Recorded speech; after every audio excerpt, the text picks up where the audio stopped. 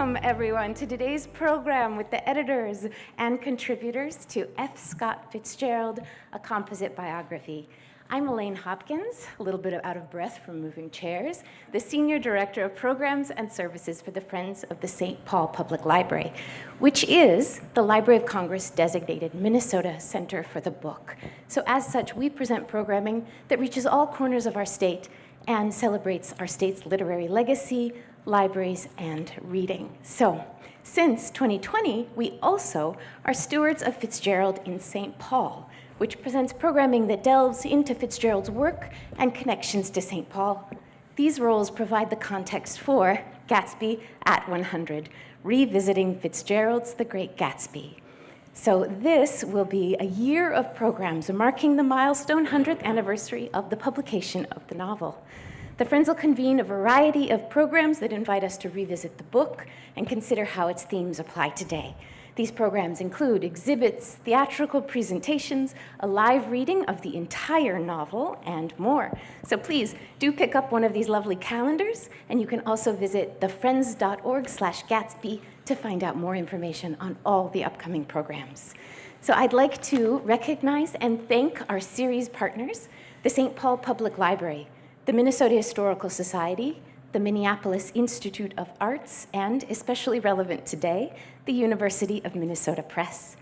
Today's program was made possible in part by the people of Minnesota through a grant funded through an appropriation to the Minnesota Historical Society from the Minnesota Arts and Cultural Heritage Fund. Any views, findings, opinions, conclusions, or recommendations expressed in this presentation are those of the authors and editors and do not necessarily represent those of the state of Minnesota, the Minnesota Historical Society, or the Minnesota Historic Resources Advisory Committee, just so we all know. I would like to thank Steve Brunsberg at SPNN and the whole team who are making the live stream and recording of today's program possible. And I'd like to thank all of you for being here today, those who are in person and those who are viewing from, well, we don't know how many people are viewing online or where they're from, but there are many, many people viewing online as well. So thank you all for being a part of this kickoff to Gatsby at 100. So now I'm going to hand things over to Eric Anderson, the Senior Acquisitions Editor at the University of Minnesota Press. Thanks, Elaine. I'm sorry, I went the wrong way there. Thanks for coming out on this brisk, kind of classically Minnesota day. We're really grateful. It's always good when you get to an event and it's like, oh, it's kind of tough to park. That means there's a lot of people here, so that's fantastic. I'm just going to be really brief because obviously I'm as excited as you all to listen to this great panel of people. I just want to say thank you on behalf of the University of Minnesota Press. We've been a press also for 100 years. This is our 100th year. We were founded in 1925.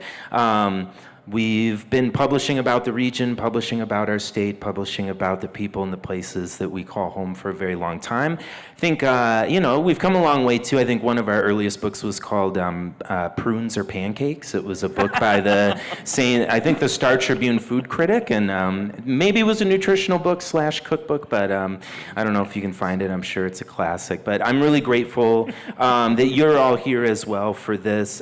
It was an incredible joy to work with Niklas and David on this book. I really appreciated the care that they took, the spirit in which they undertook this incredible idea, to kind of follow from this notion, and as Fitzgerald himself wrote about how hard it is, I'm going to butcher the phrase directly, but that it's hard to write a good biography because a good writer is many people at once. They could tell you exactly how he said it with much more aplomb than me.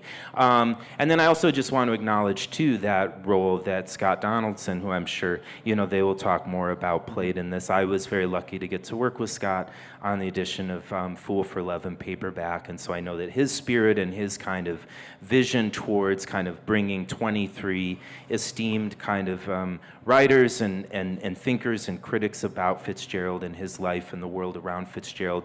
We're so grateful that Ross and Dave are here as well, and you'll get full introductions of this great panel from Wendy soon, but it's just a book that I'm we're very, very proud of. It's wonderful to get to celebrate it here in this year of our 100th as well. And again, just Niklas, David, thank you so much for your work and for your vision and everything that you did to bring this beautiful book to bear. Thank you to the Friends for your support directly of this book, as well as everything you do for publishers like us in the region, for publishers all around this state as well.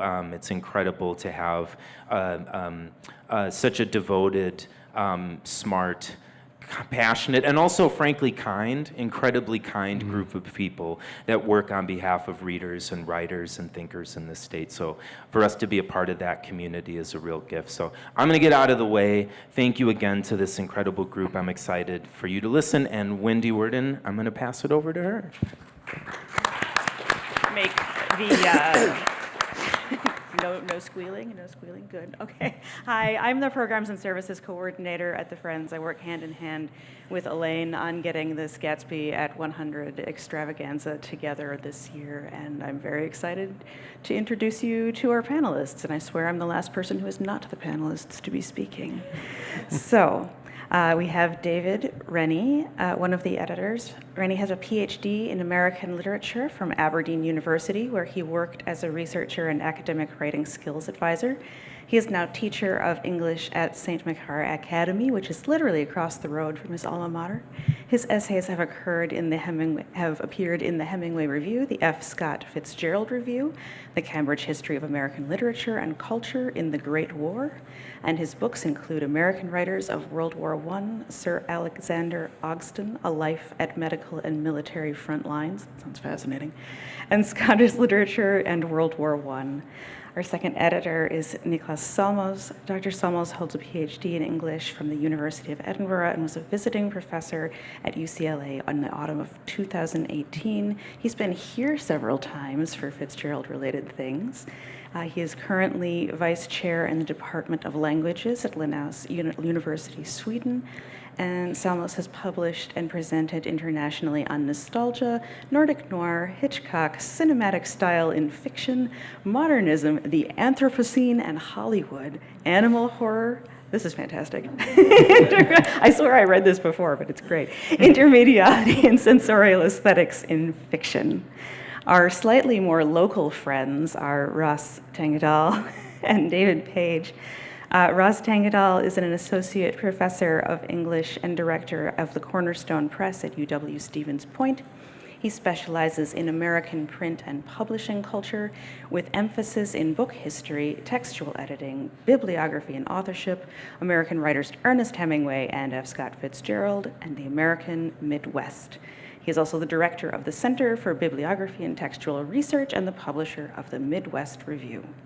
And David Page is a retired writing instructor at Inver Hills Community College and has worked on 5 books on Fitzgerald, including F. Scott Fitzgerald in Minnesota, The Writer and His Friends at Home, which we actually have copies of in the back if you need one, The Thought Book of F. Scott Fitzgerald, and he has helped organize 2 international F. Scott Fitzgerald conferences here in St. Paul, and has made several videos alongside his wife, Mecca, for us at the Friends on Scott's history in Minnesota. So now I will hand it over to these delightful humans. Thank you. Thank you.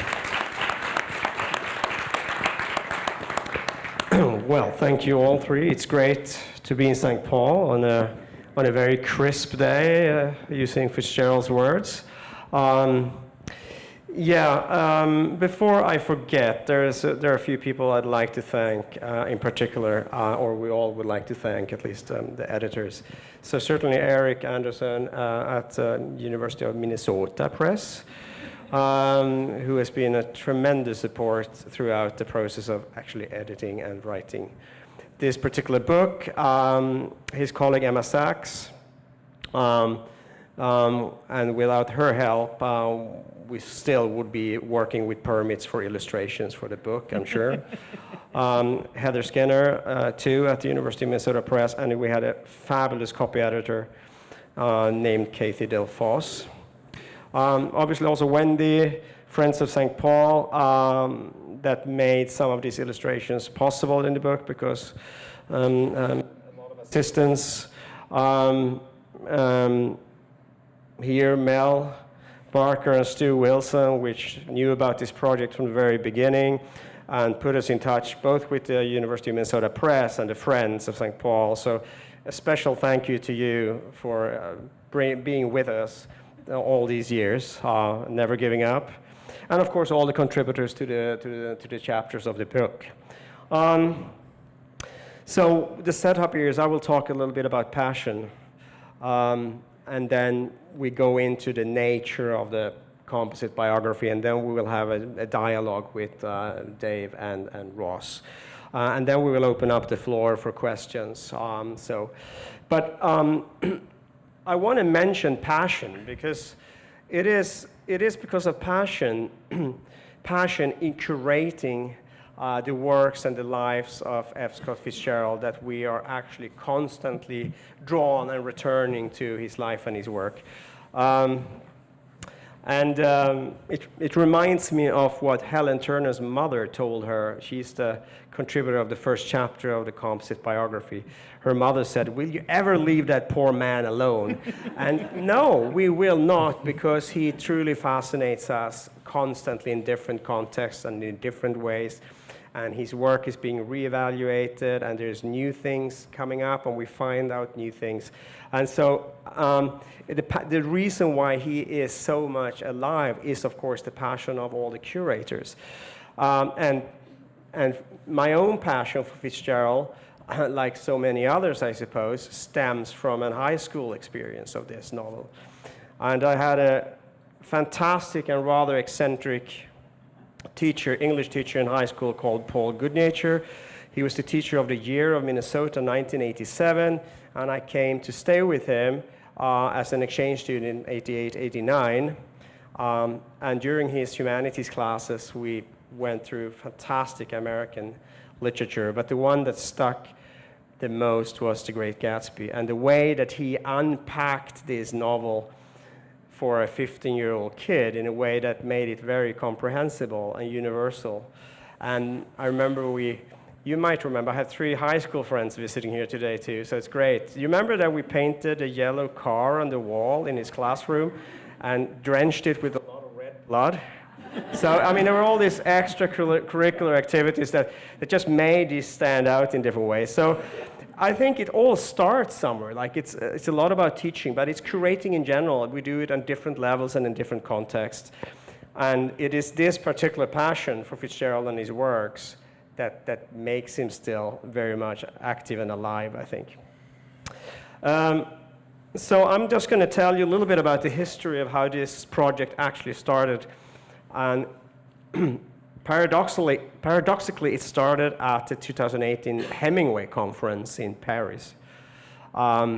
So we became so good friends in the Fitzgerald Society that we wanted to meet more often than biannually through our Fitzgerald conferences. So we started to hijack the Hemingway conferences too, which are in the other years. Of course, David is a recovering Hemingway scholar, but I went there only for the ride, basically. And it was an extremely hot summer in Paris in 2018.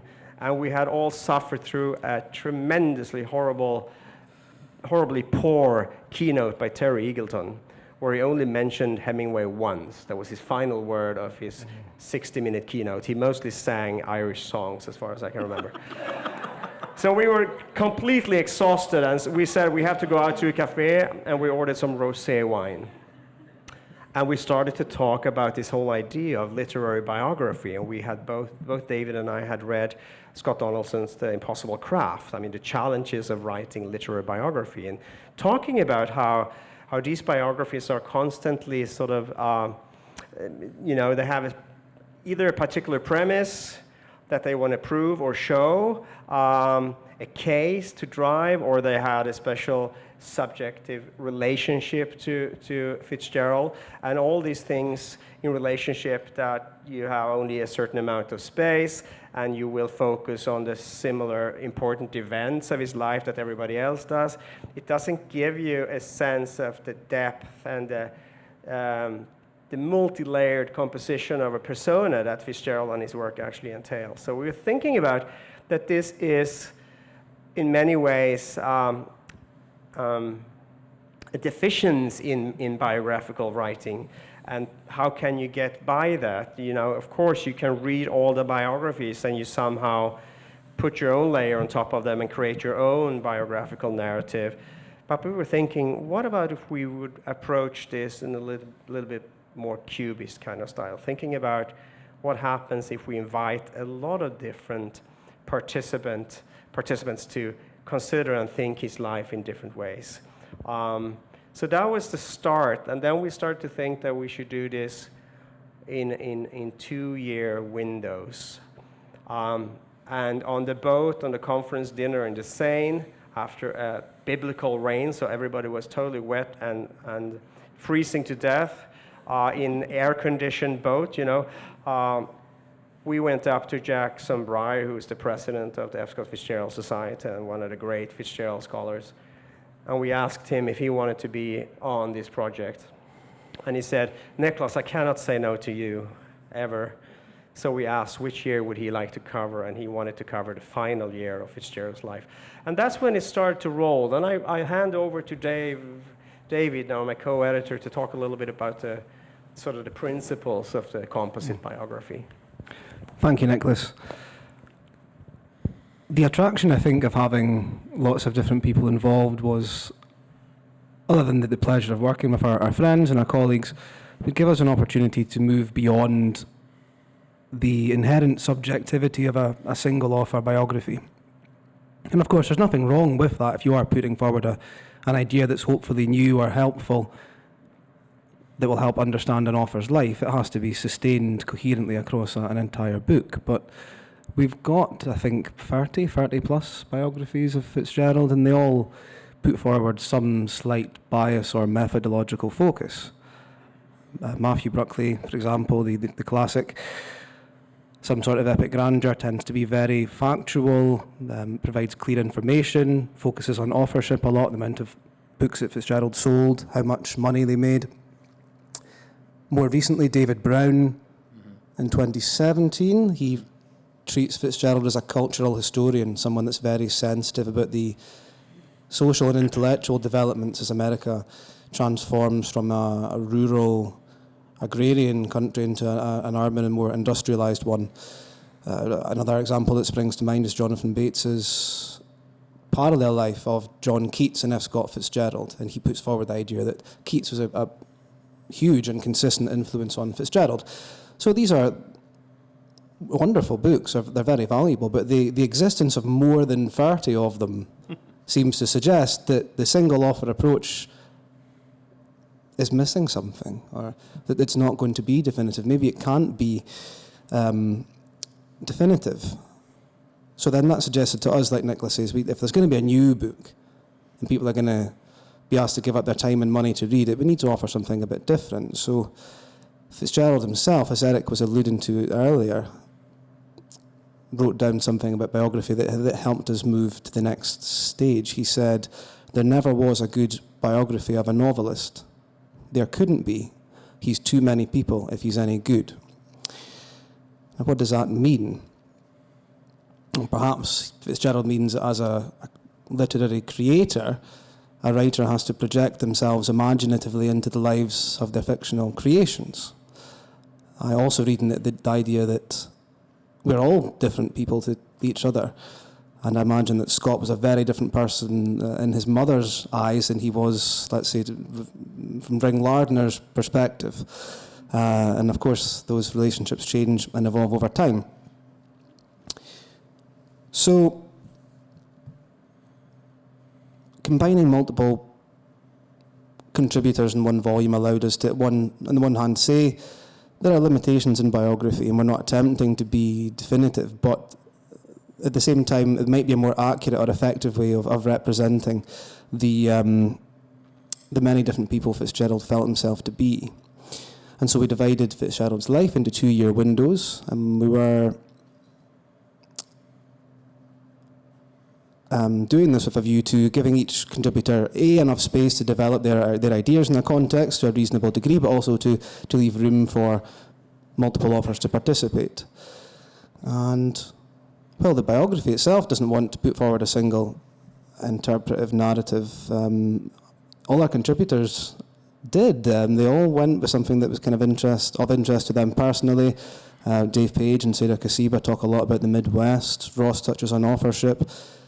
I wrote about golf.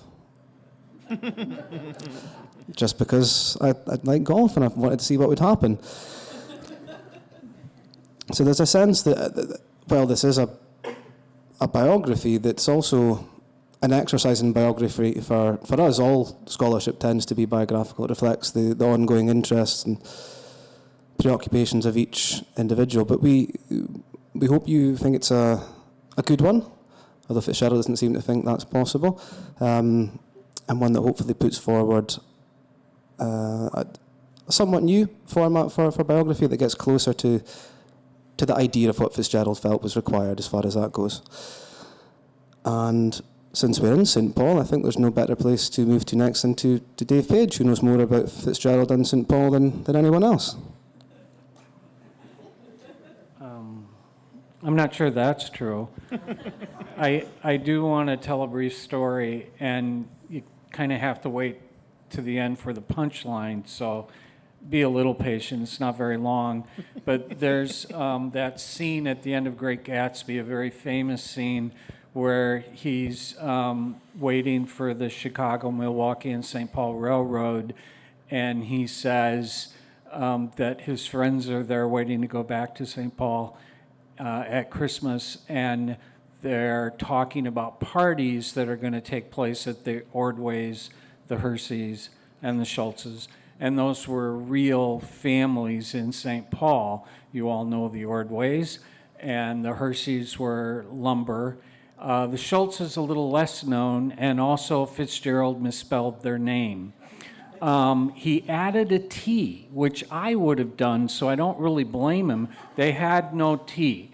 And Schultz was the president of a wholesale shoe company and lived in this wonderful mansion just across the street from the St. Paul Cathedral. There's a picture of it in my book, and if you want to see a picture of the home before it was torn down, the last great mansion to be torn down in St. Paul in 1959. Anyway, Schultz's daughter, Kitty, was a great friend of Fitzgerald's, and she was in my chapter of the Composite Biography because he met her when he moved back to St. Paul in 1908. And Kitty and her older sister volunteered at a Red Cross Institute for Disabled Soldiers in New York City. And it was funded by a guy by the name of Jeremiah Milbank. And Fortune magazine said the Milbanks were one of the oldest, richest, most proper, and least publicized families of the American business community.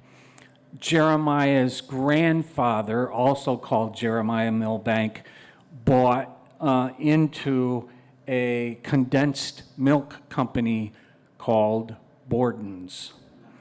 And they just ran with that, of course, and made millions of dollars. Jeremiah ended up marrying Kitty's sister, and then Margaret. Margaret passed away, which of course drove me insane when I was trying to do the research, because I was thinking, I thought he was married to Kitty, but he's married to her sister. Well, yeah, he was married to both. One passed away, he married Kitty. And he invested in the Chicago, Milwaukee, and St. Paul Railroad, which shows up at the end of Gatsby. He also was director of the Southern Railway, Chase Manhattan Bank, Alice Chalmers, Western Union, American Express, and other companies. Once again, this is a guy from one of the richest families in the United States that you've never heard of. He and Kitty socialized with the likes of President Hoover, Charles Lindbergh, and Morrill Lindbergh. These were the people that they ran around with. and his money, Jeremiah Milbank's money, was used to start the Heritage Foundation, which of course financed Project 2025. If you don't know anything about that, you're in good company, neither does the future president. So he was one of the most influential conservatives in the United States. So here's the point of what I hope was a brief story. In 1965, Kitty self-publishes a memoir, and it's called Miscellanea. It's published in 1965. So this woman who, this was her life, this is how she started the book. I remember Scott Fitzgerald. Good job, Dave. That's an amazing story. I think I'll ask this question to both of you, Ross and Dave, on a more general note. What were the challenges and opportunities when you were offered to cover a 2-year window of Fitzgerald's life and work? Me? Okay. So, much like Niklas said that Jack Breyer doesn't say no to Niklas, I also don't say no to Dave Rennie, who's been my friend now for almost 10 years, and getting to know Niklas. We're in good company. So, of course, they gave me the prime period, 1904 to 1905. Where, you ask? Buffalo, New York. Of course, you all know lots about Buffalo. You also know lots about Fitzgerald as an 8-year-old in Buffalo. So the challenge would be the entire thing was a challenge. But you don't say no to your friends. You say yes, and you put your head down, you get after it. So the only thing I thought of initially was, what would he have seen when he walked outside? Okay, he's 8.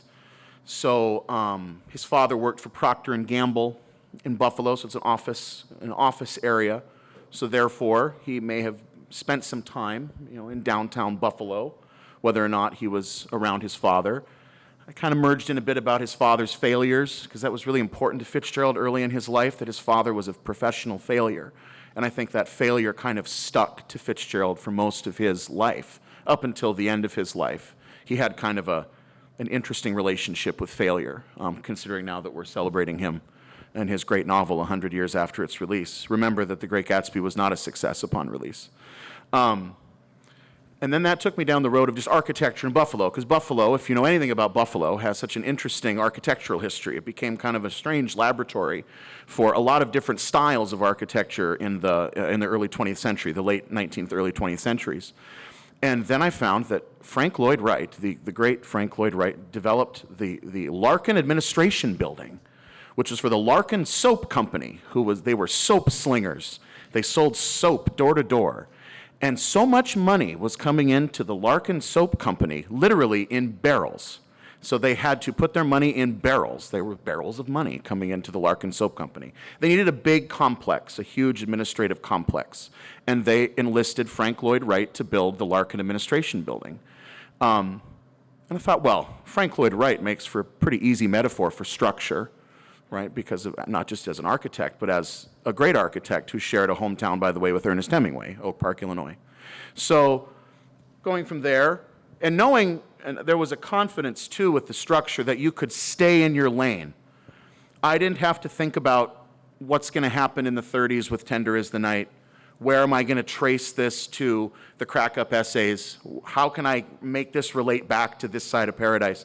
None of that. You could stay in one space and let the editors kind of find the transitions between chapters. That's their job, because they're pulling together all of the disparate pieces to make one narrative.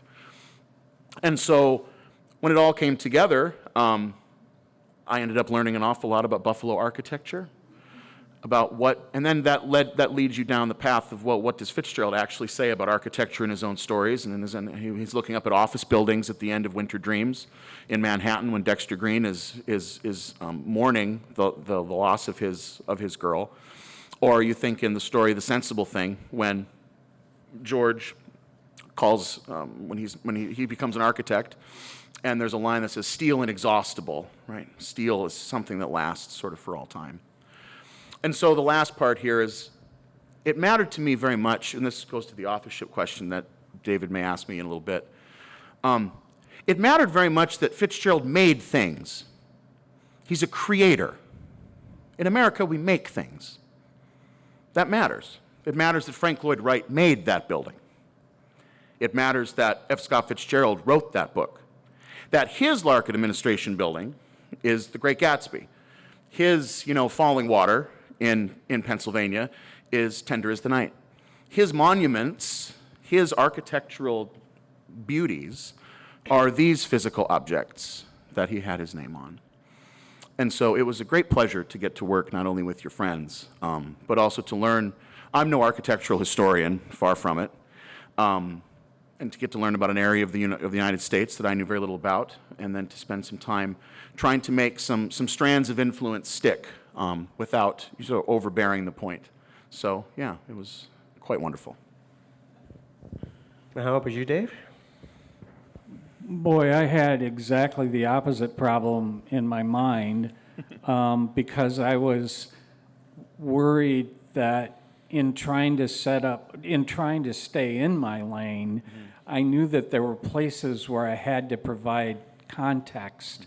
And I was always worried, because we never talked to each other, that I was desperate to think that we were all saying the same thing. Yeah, right? As far as the facts were concerned, I wasn't worried about the other stuff. But, when I was providing context, I thought, oh boy, I hope I'm not stepping on this person's toes and that we're not completely saying the opposite thing. So, and then the rest, I got to pick something that I knew a lot about. Kitty Schultz, for example, so that was easy. I mean, we could say one thing, that we gave our authors very much freedom. We didn't direct them to say, you could pick this up or you should do that. And there was always a risk, of course, that they would be so incompatible as pieces that they wouldn't be able to thread. We wouldn't be able to thread them together as some kind of narrative continuity. Now, that didn't occur. There actually is a sense of progress. Of course, there are some overlaps too, but I don't mind them personally. I think they're usually sort of revising something from a slightly different perspective. So what we hoped for really was, by not giving too many directions, we also teased out a lot of new things, right? Right. We're going to start talking about what's in the book now. Yes. 40 minutes in. So Ross, somewhat quickly, an abbreviated version. Your chapter has two main focuses, two main topics: authorship and architecture. So very briefly, what does authorship mean to you as a scholar who's active in that area, and what did it mean to Fitzgerald as someone who was not writing in 1904 and 05, but he was going to inherit the changes that were afoot then? What did that mean to him as an early writer? Sure. This goes back to my idea that writers make things. There's a theory called the death of the author by Roland Barthes, and it's wrong. And I've taught that to my students. 3 of them are right there, by the way, and they've all heard this spiel at some point when they were at the university with me. Somebody has to write the thing that becomes the book. And in so doing, there are so many compromises that happen. There are so many questions that arise, relationships that happen with editors, with designers, with marketing people, with friends and colleagues. Authorship is sort of the complete public function of the personal writing task. So if one is to write, one can write without becoming a published author. But those two functions, the writer function and the author function, exist in the same person. And Fitzgerald, of course, would have become enamored, I argued in my Buffalo chapter, because Fitzgerald was a voracious reader, even at a very young age. His ledger suggests that he was reading several different types of books, whether they were quest books by H.G. Wells, or more children's literature, or even literature that was based out of Britain or England. He was reading about knights and King Arthur. He was reading a lot. And so in doing that, I suggest, again, I also have a sentence in my chapter that starts my authorship chunk that says the main problem with biographies is that a biographer tries to connect every single thing that an author ever did from birth to death to their genius. And that does a disservice to the subject. But that's the confines of a biography, is that, well, F. Scott Fitzgerald, he's a genius because when he was 5, like, well, no, that's silly. But it's that confine, though, that can bring you out into new avenues of possibility, right? And so if he's reading all of these things and seeing these writers on magazine covers, of course, at the turn of the century, the magazine industry in the United States was really booming, which Fitzgerald, of course, by the 1920s was taking full advantage of with the Saturday Evening Post and other magazines. And so he could see these people making something of themselves. And he wanted to do that. And so he did. Oh, thank you, Ross. That was very elegant. You managed to combine authorship and architecture altogether. My follow-up to that would be, having spent a couple of days in St. Paul and being able to see for the first time buildings and addresses that we've known only through encountering them in print, how do you think that would have influenced a young Fitzgerald, growing up with a building with the epic grandeur, perhaps, of the James J. Hill House or the St. Paul Cathedral and the palatial homes on Summit Avenue? What did that, do you think, do to a very ambitious young person and what they wanted to achieve? Well, and due to his father's failures, he reacted not as a failure, but as someone who would then strive with ambition to overcome those things. As we know, on Summit Avenue, he lived in a row house, right? And that was bankrolled primarily with his mother's money as opposed to his father. And there's something about that, too, that really mattered to Fitzgerald, right? And so seeing, if one thing in America, if Americans love to make, they also love to strive. We strive, right? We search. We seek more for ourselves always. And that's the Great Gatsby, of course, is the search for self and the making of oneself out of the sinews of our experience and of our troubles. And so he's doing that in St. Paul, he's doing that in Buffalo, and he's doing it in all over wherever he lived in the United States, in New Jersey for a while, and down in Montgomery, Alabama, in New York and London, everywhere that he lived, everywhere that he visited. It's the idea that Fitzgerald died striving to be something more than he was. And I don't think there's anything more American than that. Thank you. Niklas, do you have some questions for Dave? Sure. Dave covers 1908 to 09, so he covers the transition from the Buffalo years through that particular failure of his father into St. Paul. So it's mainly about his St. Paul years. And I'm thinking, it's since we're here, sort of generally, what were the influences of his St. Paul experiences in his actual writing? Believe it or not, he wrote in the introduction to a book on Maryland architecture about his experiences in St. Paul with his father telling him Civil War stories. And that always kind of threw me off because I was thinking, really at 12? I mean, wouldn't Dad have been telling him the stories before then? But, that's where you don't know what to trust, if that's what Fitzgerald said. But the Civil War, based on stories his father told him, supposedly in St. Paul, had a huge influence on him. And he wrote specifically stories about the Civil War. The last story published in his lifetime was a story his father had told him about the Civil War. And then, of course, he used the Civil War as a metaphor in stories like Winter Dreams.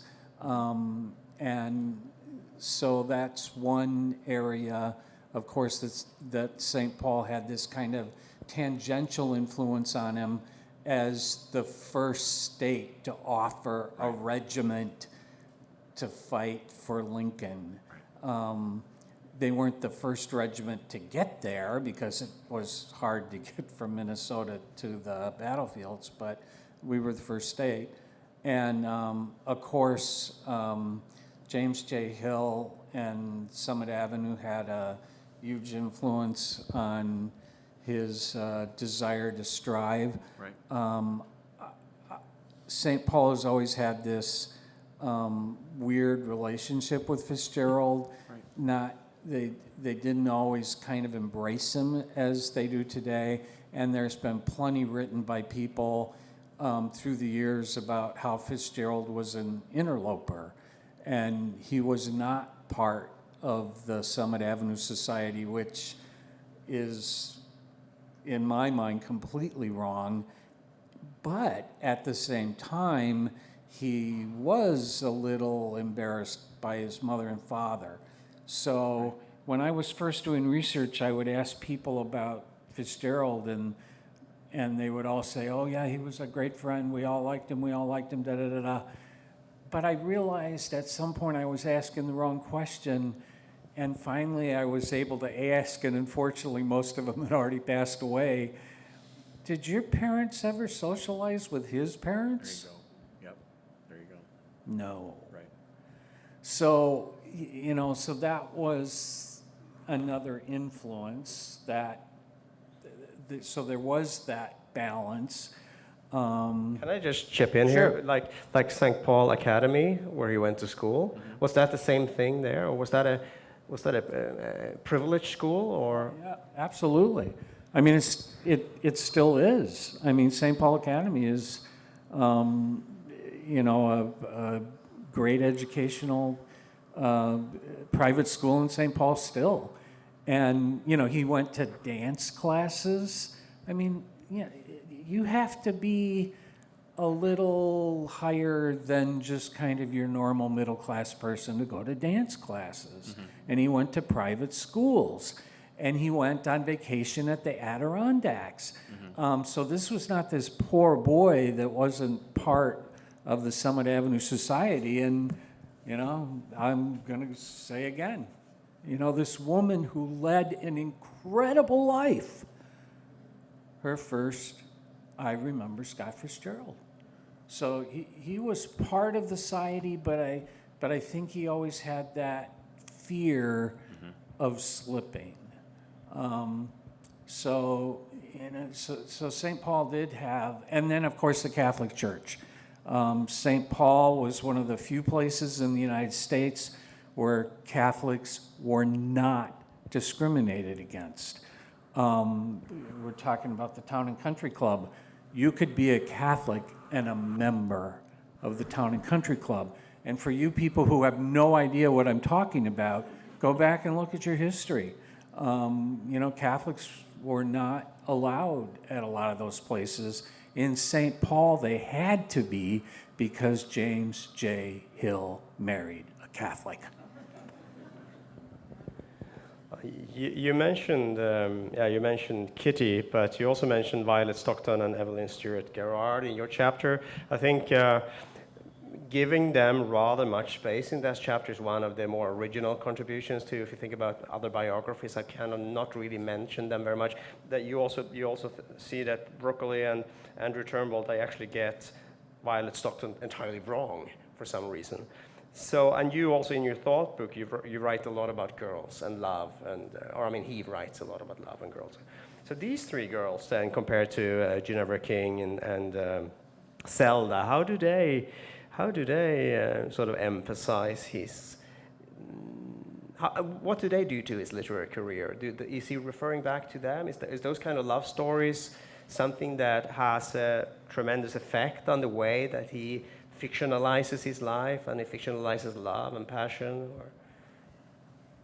Or? I mean, he definitely used them, but I think Ginevra was probably the one that stuck with him the most.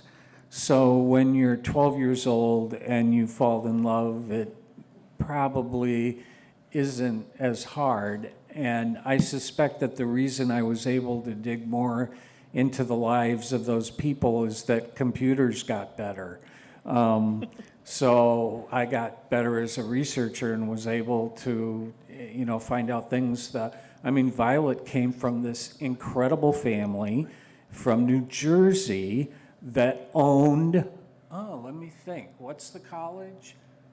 They owned Princeton. And I don't know, but I suspect that she may have been one of the reasons why he wanted to go to Princeton. And she lived in Trenton, and if you look at his diary journal, the first thing he did when he went to Princeton is he went down to Trenton, supposedly to have a couple drinks, surprise, surprise, but I suspect that he was, going to visit Violet, and he ended up writing home about her younger sister. But I don't know how much it directly impacted his literature, except in some of the, the short stories he wrote about St. Paul. But I'm sure there was something about the passion that comes through in his love stories that grew as a part of all those young women that he fell in love with. But that sense of romantic love certainly didn't come from his parents. So, I mean, why did he become such a romantic? I mean, you knew him, come on.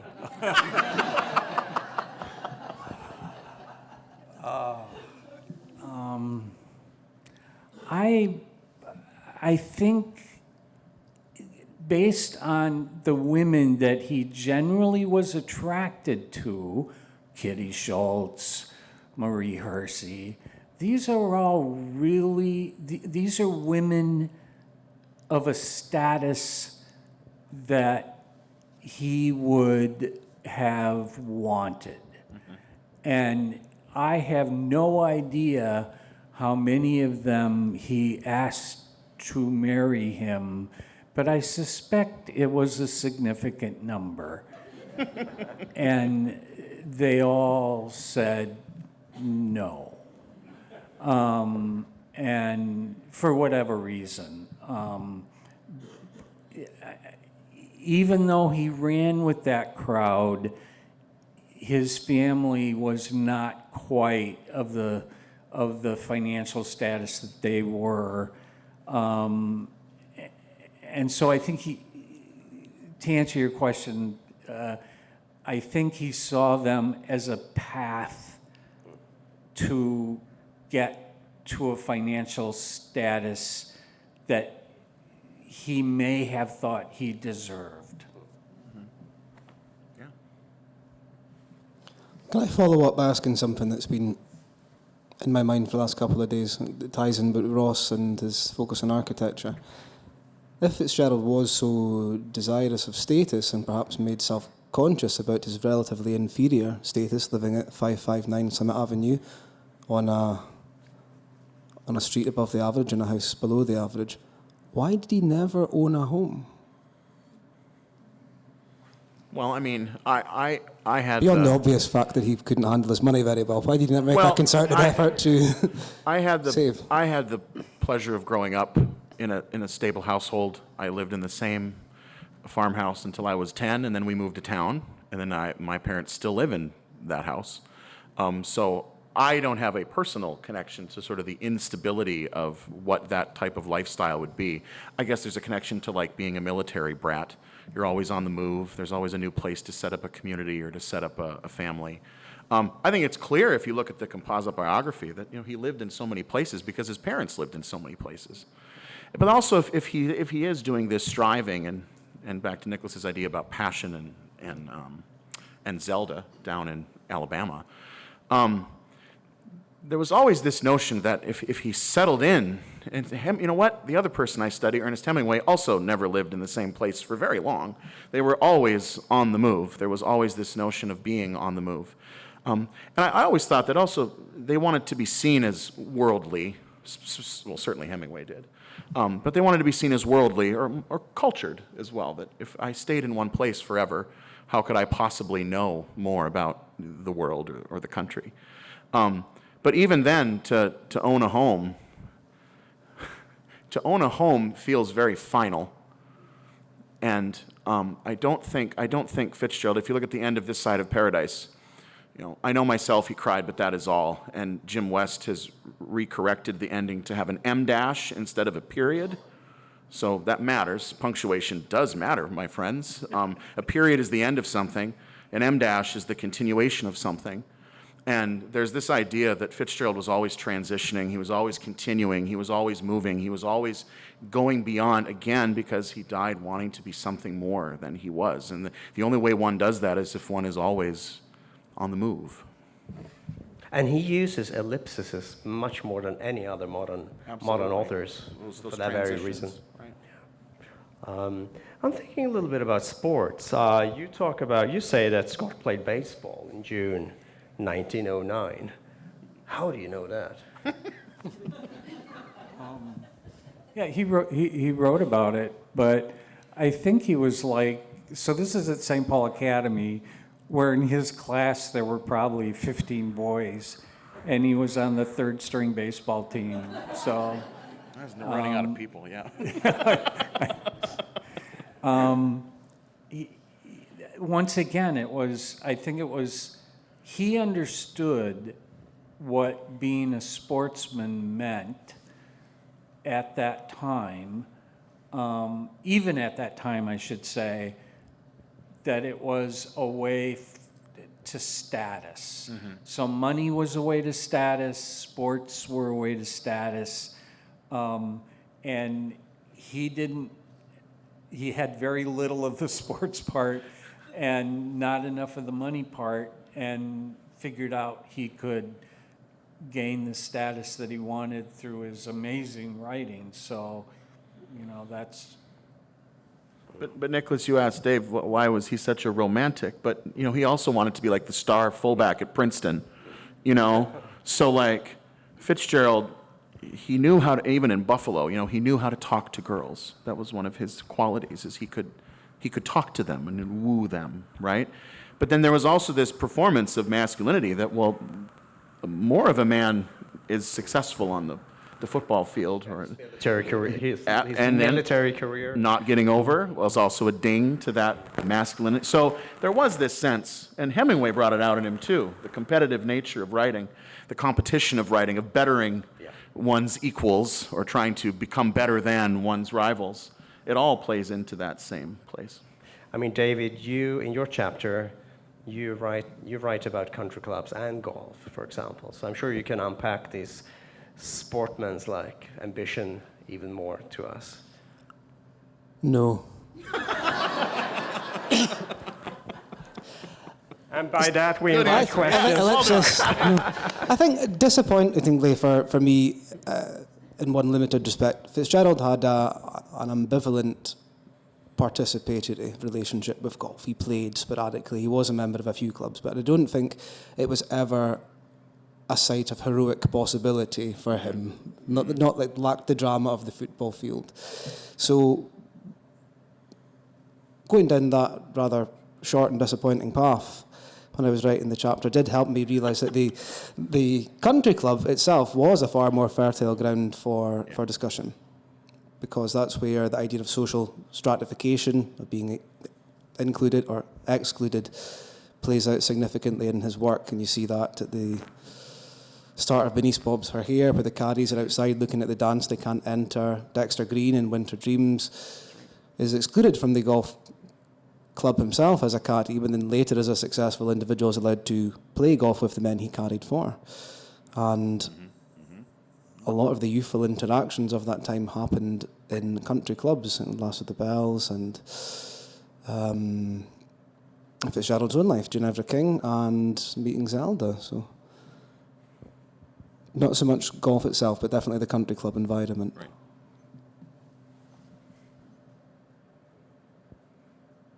I'm thinking that what you all have mentioned here is this infamous idea of his double vision in different ways, right?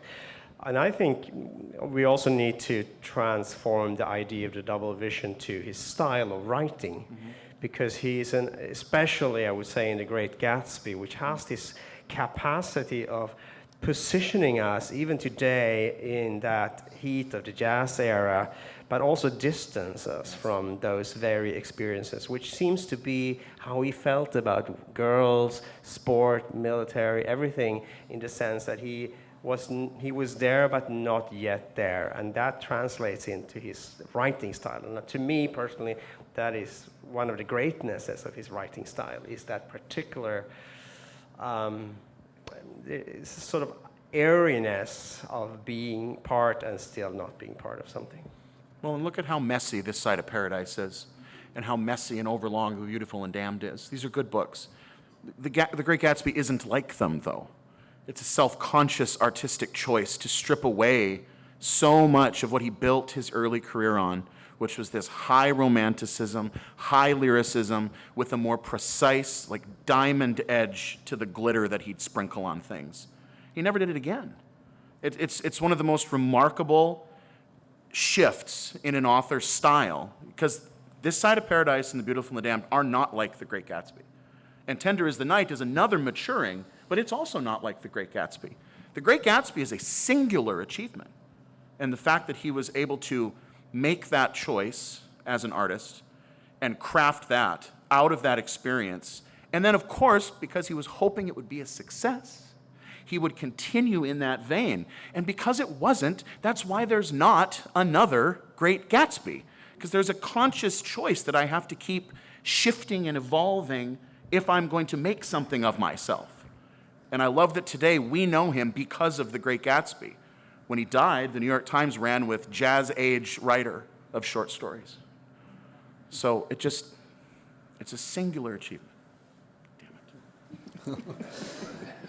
Well, Ross, that's a very elegant way to perhaps begin moving on from our biography to the wider series of events that will be taking place here to celebrate the centenary of the Great Gatsby. I thought it was me rustling there. I hope our session today has went some way towards foregrounding the merits of a multi-author autobiographical approach. But what being here for me and for Niklas as well, I think I can speak for him, has re-emphasised is that appreciation of literary lives is always a composite process. Mm-hmm. And it's all the more enjoyable for that reason. We could not have done this without Eric Anderson and his redoubtable colleagues at the press, or the Friends of St Paul Public Library, who generously supported this volume and this event. And we're very grateful to all the staff here today who have taken part and helped make this possible. And to the formidably well-informed Fitzgerald audience for being here on this very cold day, thank you as well. And to Ross and Dave as well. I'm very, very glad to share some time with you today. I also had a great day yesterday with Mel and Sue. They were very generous to Niklas and myself. We went to a women's ice hockey game. We are now Golden Gophers, yes, Gophers. And I got told how to spell Minnesota, I think, 28 times. So it's sunk in now. But it was a hugely enjoyable day, and what that serves as an excellent example for is the spirit of generosity in the Fitzgerald Society. I think what unites us all is that we're almost without exception more interested in our subject than ourselves, and it provides a very companionable forum for continuing the work of talking about Fitzgerald. So while it might be cold outside, there's been a lot of warmth in the interactions that we've benefited from today, and I think that makes Fitzgerald Studies not just a pleasant place to be, but a more productive one as well. So, given we do have some time left... before we open up the floor, David, okay, Niklas. we should do some marketing for ourselves. You know, we talked about this last night at the bar. Remember? Shameless self-promotion. Is there any other kind? No. Well, go ahead, you do it.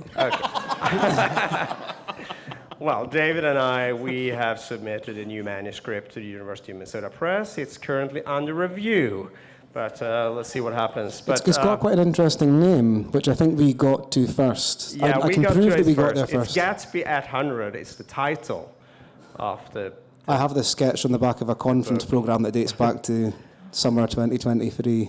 Yeah, so it's a book where we assign each chapter of The Great Gatsby to a specific author to think about that chapter in a contemporary kind of way, contemporary critical kind of way, to try and tease out, unpack why The Great Gatsby is still such a current cultural phenomenon. So 9 chapters, no illustrations, just great texts. It might be coming out by University of Minnesota Press. Otherwise, email me. I'll send you a copy from my copy machine at my university. Yes. But, you know. We look forward to coming back next year to answer your questions on that. But anyway, like David said, it was absolutely magnificent for us here to kick off the centennial celebrations here with the Friends and the Gatsby. So thank you all very much for attending. Thank you all online for attending. Thank you, Mom. Yeah, we open up the floor for questions. We are still a bit jet lagged, so be gentle.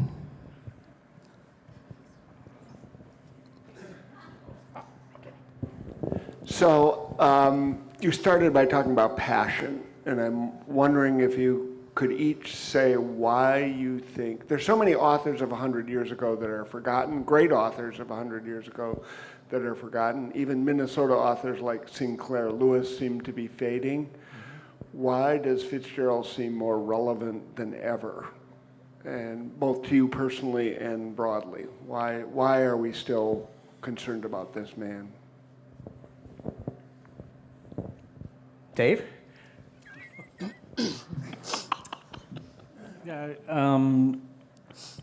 Personally, I am what Fitzgerald would have called Black Irish Catholic, and also fallen away as Fitzgerald was. And he wanted to marry the most beautiful girl in the world, and I did. Sitting right over here. So you see all we have in common. The only thing we don't have in common is the Great Gatsby.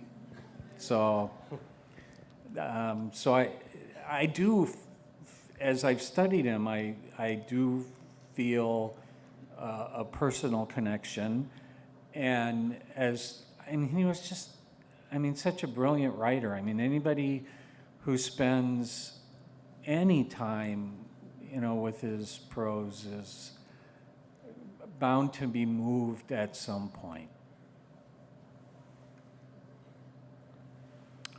Well, when you go to the bookstore, I imagine you all do this, and you grab The Great Gatsby. I imagine every one of you does this every time you go to the bookstore, and you read the last 2 pages of The Great Gatsby. Even if you don't get it, it's about you. It's about every single one of us. Not many writers can do that, can quite literally speak to you, because we all strive and we all fail and we all love and we all care and we all make mistakes and we're all terrible and we're all beautiful. And so few writers can actually encompass the prismatic nature that is the person. And somehow he was able to do that. And I can't quit him for that. I think there are lots of themes in Fitzgerald that resonate today. The desire for money, power, beauty, but then also an equally intent focus on the costs of pursuing or achieving those things. And they're very much relevant now. But it's combining those thematic orientations with the prose, I think, like Ross says. Modernists have tried in all sorts of different ways to approximate cognition and subjective life. But then if Fitzgerald writes something like, there are all kinds of love in the world, but never the same love twice, well, then there's no more to be said. But then what you do have to do is think. And then immediately, the quality of that expression kind of hands it over to the reader. It makes it about them.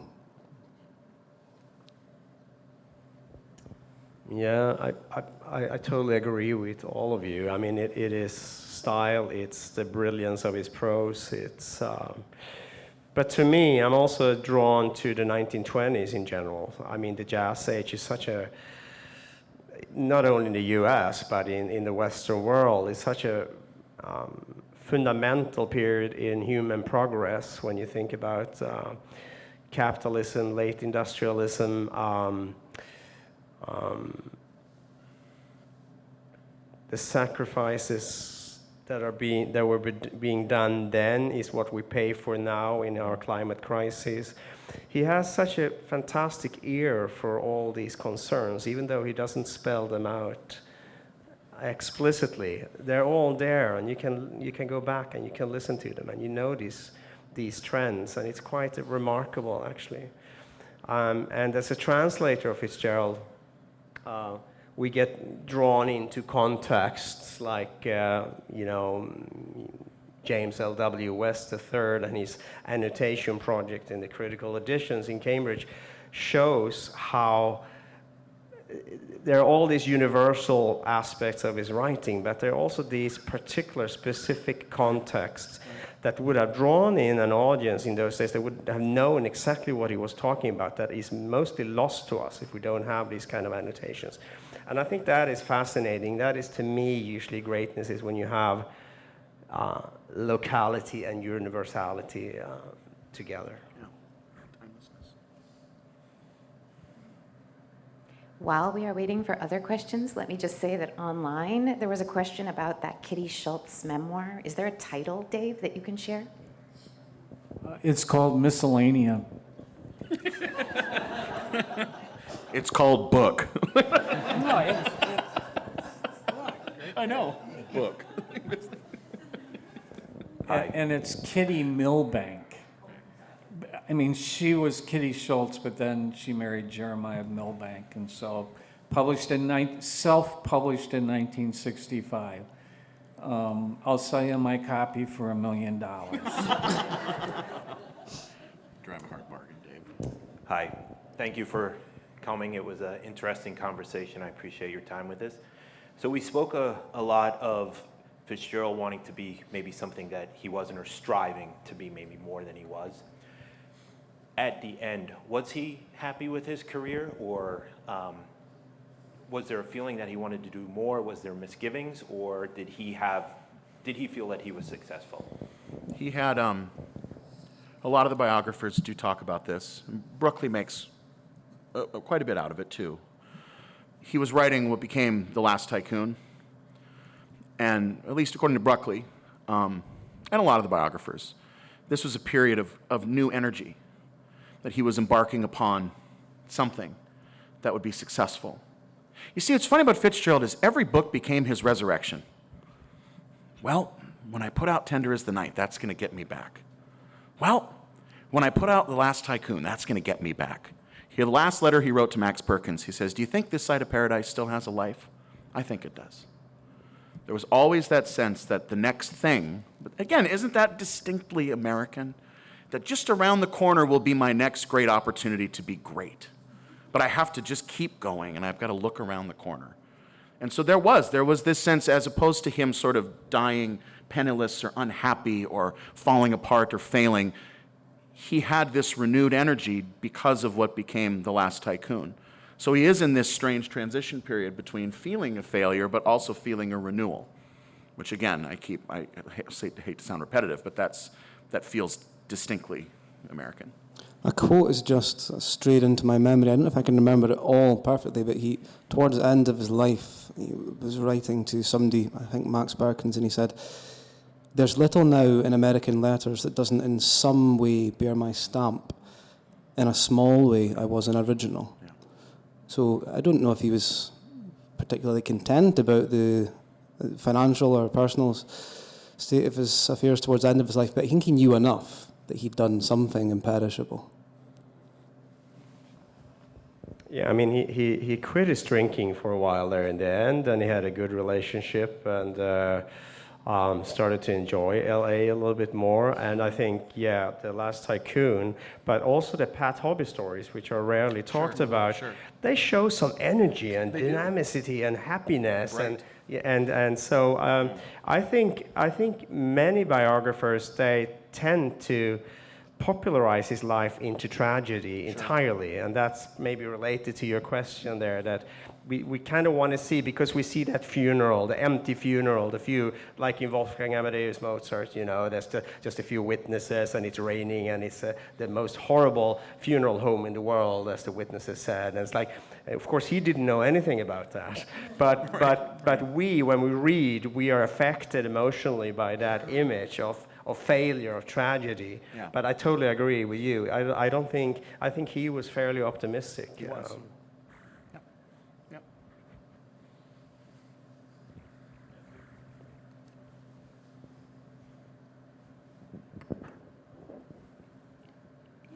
Most of you apparently give Gatsby as part of your curriculum. Somebody who wants to read more Fitzgerald, what would each of you recommend that they read for their second book? Before Gatsby, after Gatsby? What would be the second step? Read his short stories. No, not. Oh, you want a novel? Not the short stories. Well, that's too bad, 'cause you should. I grew up on the short stories. Oh, good. We got to think about that now. It's always the short stories. I was going short story as well. I still really like This Side of Paradise. It's fun. It's got great lines in it. It, of course, has some problems with continuity. Just a few. But I really always enjoy coming back to that. I'm not sure why it hasn't held up as well with the critics, but maybe I'm reading the wrong critics. I don't know. I would recommend his essays, actually, which I think are profound and interesting and engaging and beautifully written, too. Start with My Lost City, perhaps. Echoes of the Jazz Age. Echoes of the Jazz Age. Yes, Those two companion really good. pieces are really great. And I love Author's House. Author's House is a short essay. He talks about authorship being you live in a house, and the house has a turret and a basement. And at one point, at just one small glittering point in his life, he was at the turret. Just once. And then he came back down the stairs. It's a great metaphor. Read Tender is the Night. It's a maturing, post-Depression Fitzgerald, Great Depression Fitzgerald. And so you get a distinct shift in focus, but you also get such wonderful experimentation. The nonlinearity of the storyline, which has become a subject of wonderful debate in Fitzgerald studies. It's always a good time to talk about that.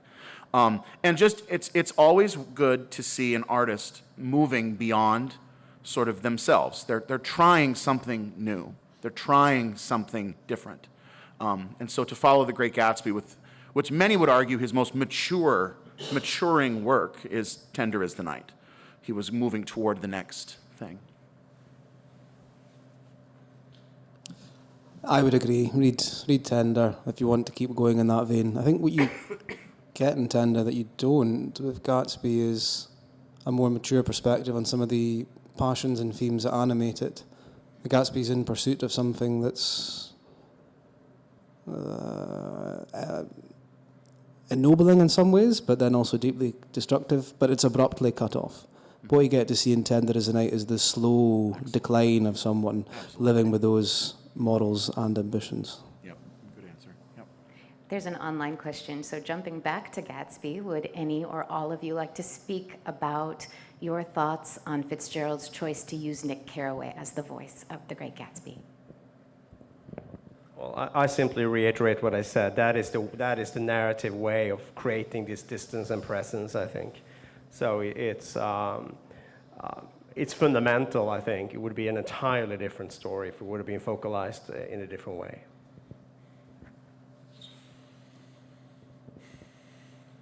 If he takes that third person sort of omniscient narrator, very 19th century, sort of out of it, you get that all over Beautiful and Damned. You get that all over This Side of Paradise, his ability to comment on things, which is what makes those books fun and interesting. But also it's sort of somewhat distinctively sort of the 19th century tradition of stepping out of the narrative, commenting on the situation, and then stepping back into the narrative. That's sort of a traditional sort of move. But that first-person narrator, you know, one, it's about trust. And you don't trust a first-person narrator. And that's key. Because I've told my students this for 10 years. You can never really know another person. And the best way to get that way is to get a first-person narrator. Take that, Dave. No, I don't really have a great deal to add to it, but I think it's important that, again, to go back to this idea that it's got to be all in the reader's head. Fitzgerald's very good, exceptional at using, at his best, very few words and a fleeting approximation of very complicated ideas. So it's already bounced back to the reader. We're not laboriously trying to wonder what Henry James is saying about the curtains. But then... But then that makes it a more complicated and sophisticated book. Who can we trust? Can we trust... Or who has certainty over any kind of knowledge in that book? Does Gatsby know himself? Does Nick know himself? And so it makes it slightly more sophisticated and complicated because we're not just seeing characters going through self-deception and deception of others. We're complicit in our interpretation of the narrative because there's an even greater burden on ourselves to try and work out who we can and should trust. And I thought too, to piggyback on David's answer, think about how do you get across as a writer a character's being both repelled by and deeply attracted to the same character? I mean, how else do you represent that dichotomy? It has to be in the complex workings of their own mind and of their own expression because they're fighting with that repellence and that attractiveness at the same exact time. And Nick Carraway says that. He was both attracted to Gatsby and repelled by him. And there's something so strong about that perspective that you can't get as strongly with the third person. And if we want to be a little bit more technical, so what Fitzgerald is doing is that he's actually using a lot of free indirect discourse in order to get into the phenomenological, emotional aspects of other characters than Nick Carraway. But he's doing this in such an elegant way that we don't always notice it, but we feel what Gatsby feels, although it is actually focalized by Nick Carraway. So the narration in The Great Gatsby might look deceivably easy or simple, but it's exceptionally complex. Right. As I get older, I forget a lot of stuff. And I re-looked at Joseph Conrad's Heart of Darkness, which, of course, is the first-person narration, and everybody would admit that Fitzgerald Fitzgerald was influenced by. And I had completely forgotten that the Heart of Darkness ended with a lie of Marlowe telling Kurtz's fiancée that his last words were her name, when of course we all know, the horror. And that question just made me think again about the Gatsby kind of ends in a lie as well. So, and I know he took these ideas in from all these different writers, and it just kills me.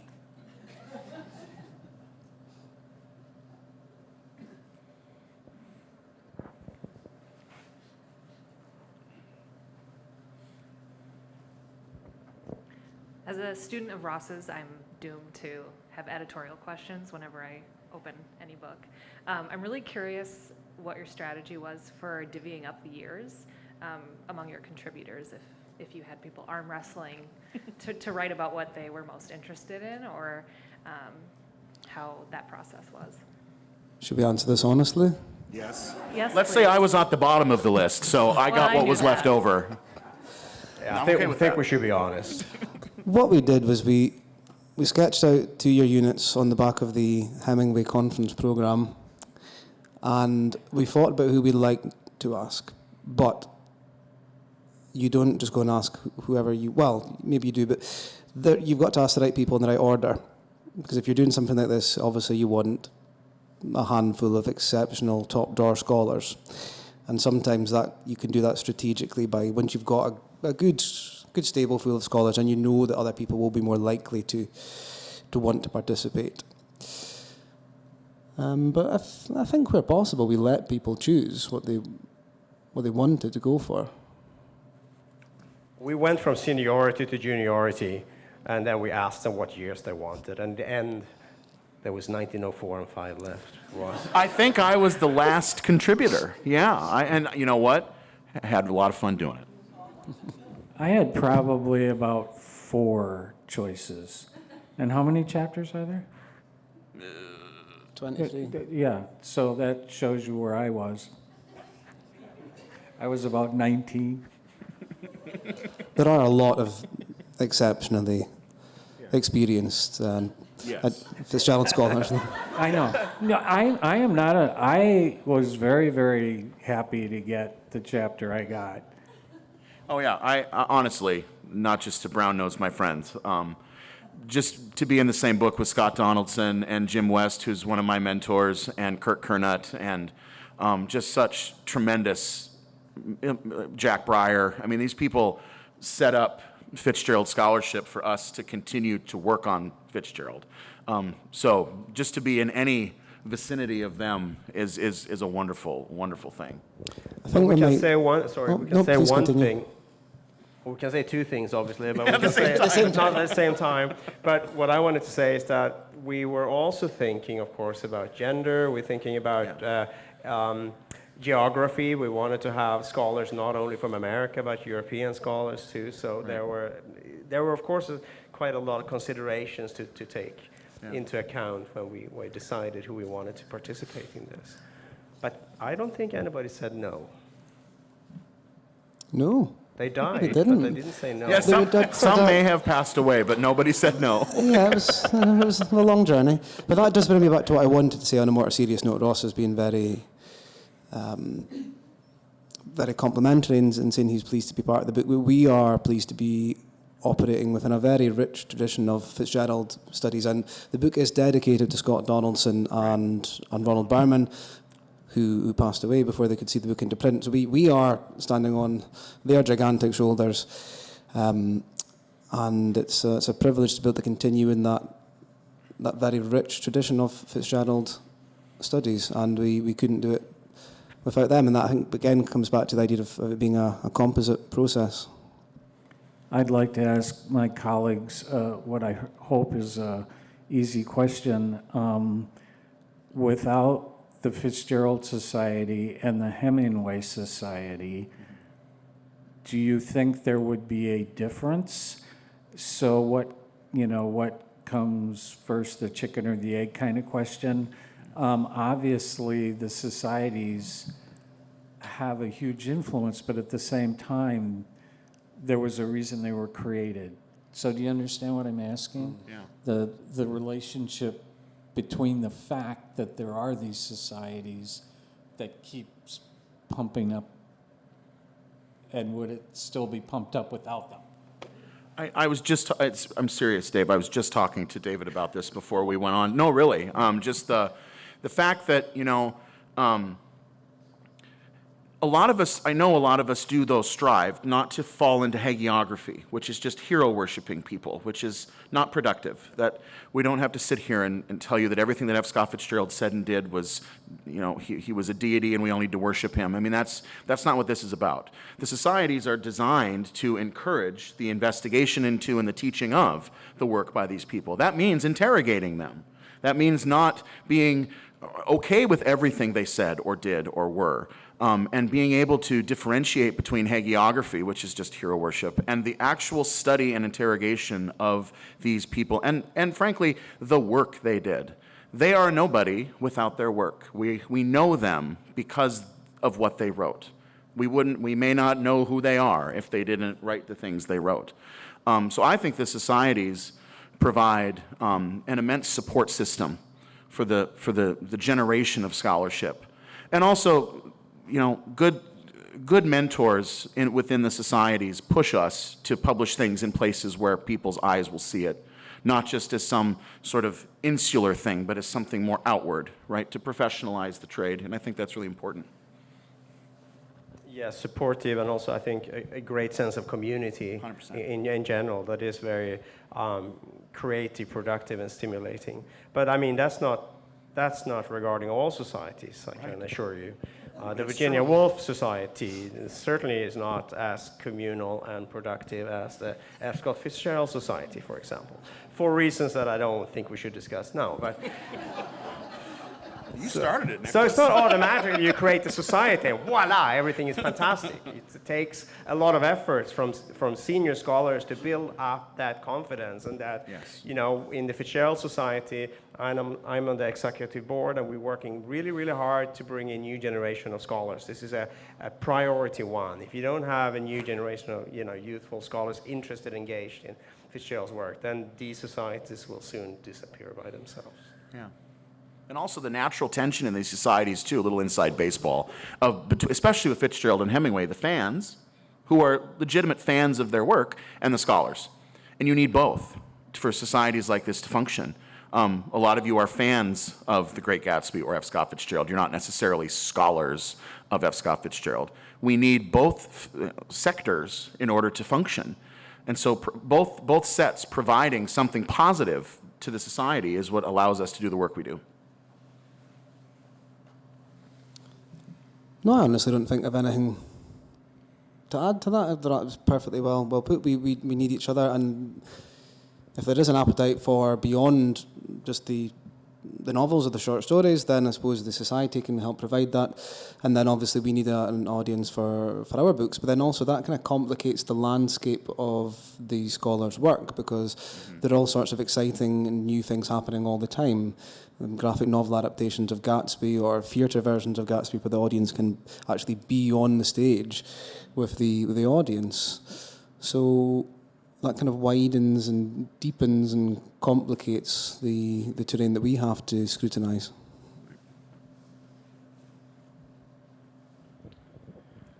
Yes, okay. I just have a final question for you, Dave. So why? This has been bugging me all night. Why did they go up to Duluth to take a steamer to Buffalo? Why didn't they simply take the train? That's Fitzgerald and his mother, right? Yeah, and sister. And sister. And I wrote a letter to his sister many years ago when she was still alive, Annabelle, and I asked the same question. And she said that they were up in Duluth visiting someone, but also I think it might have been easier to take the train to Duluth and the steamer that went right to Buffalo from Duluth.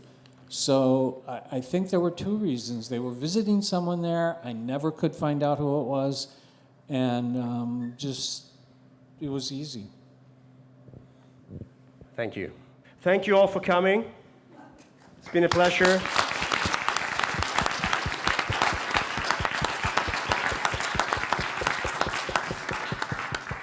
I'll try not to have feedback here. Thank you all, both. I thank all four of you so very, very, very much for this presentation. It was a wonderful way to kick off Gatsby at 100. I think we hit on both the scholarship and the fandom. So yes. Thank you for that. Thank you again, all of you, for being here. Those of you watching online, please do, again, pick up a calendar. Next up in February, we have a one-person presentation of The Great Gatsby performed by Literature to Life at the George Latimer Central Library. There are copies of F. Scott Fitzgerald, A Composite Biography for sale. I am sure contributors and editors would be happy to sign those if you are interested. There are also copies of F. Scott Fitzgerald in Minnesota, and you can dive into that for all of those details like steamers versus trains and delve into some more of the Fitzgerald in St. Paul. Thank you again. And there are some more refreshments. Please enjoy yourselves. Have a wonderful rest of your day.